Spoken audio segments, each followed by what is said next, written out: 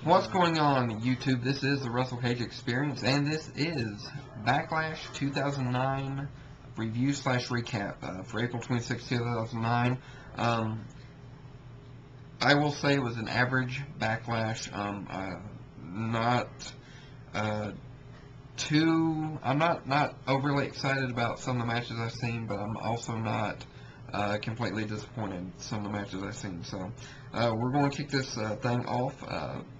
I probably won't talk about many of the segments because there weren't that many to begin with. There's only one that I'm really going to talk about. So, our first matchup we have opens the show ECW Championship, Christian versus Jack Swagger. Now, uh, this was a pretty good match. The end came when we seen Jack Swagger trying to unloosen the turnbuckle pad. Christian on the opposite side doing the exact same thing, and basically the referee is working on trying to get the turnbuckle pad that Jack Swagger removed put back on, and this allows the opportunity to Christian to knock Jack Swagger into the turnbuckle pad that he had uh, exposed and reverse, turn it into the Unprettier and pick up the victory here. Um, Glad to see Christian as a new ECW championship. Now, my thought on this is that more than likely, Christian will either continue a slight feud with Jack Swagger on ECW, which I'm kind of hoping is the case, or we see Christian put in a feud with, uh, unfortunately, Vladimir Kozlov, because he is now over on ECW, as we know, and he's probably one of the few heels that they got going on that show. So we're just going to kind of have to wait and see. I'd rather see Christian versus Jack Swagger continue a little bit longer, with possibly Christian eventually moving over to SmackDown because of the segment that we've seen right after the match.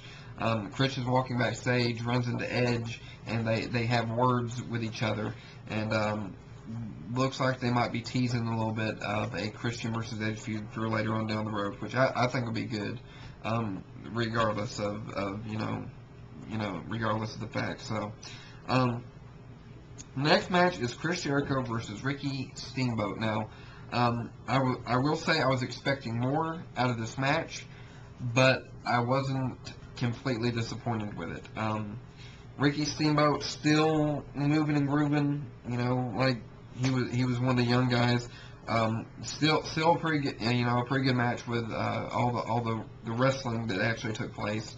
One of the few matches where we actually see wrestling take place, which was good. Unfortunately, Chris Jericho picks up the victory over Ricky the Dragon Steamboat. So either one of two things can happen here.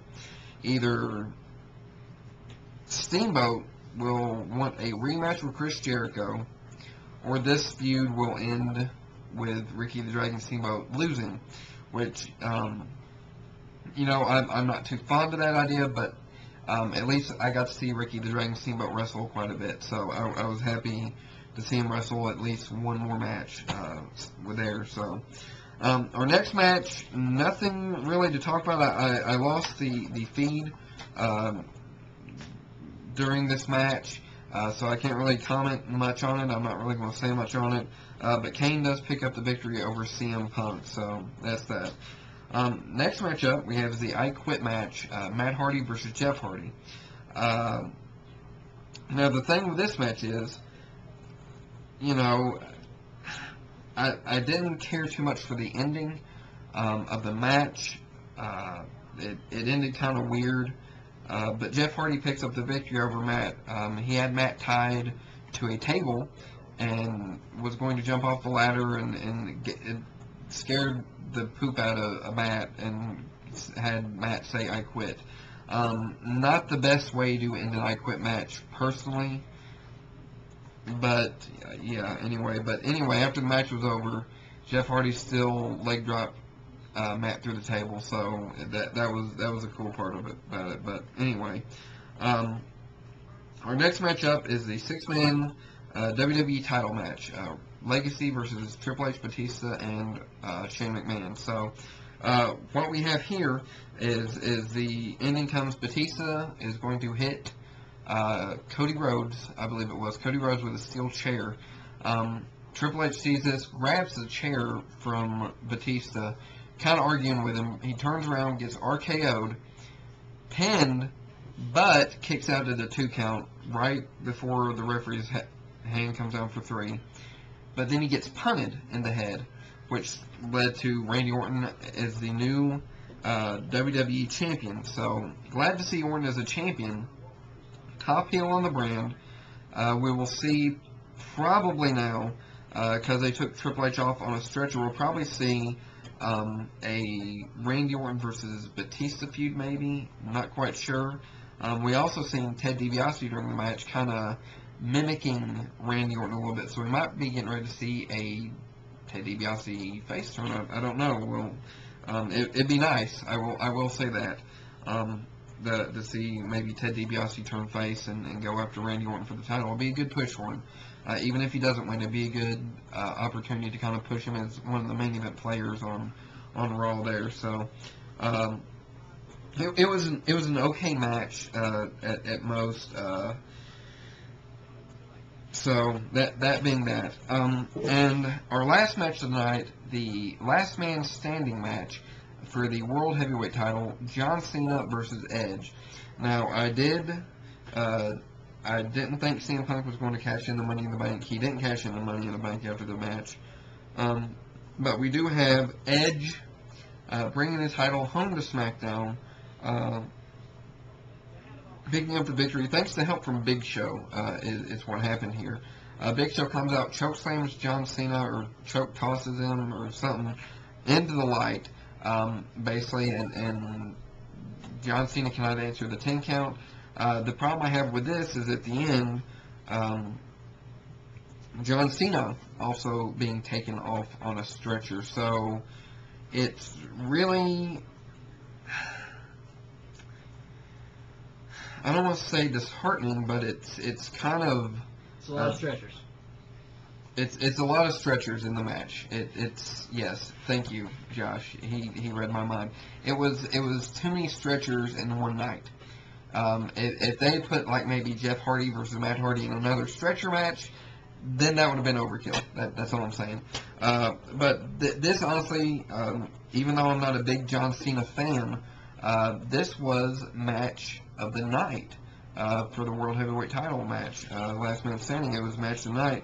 Had a lot of reversals, had a lot of near falls.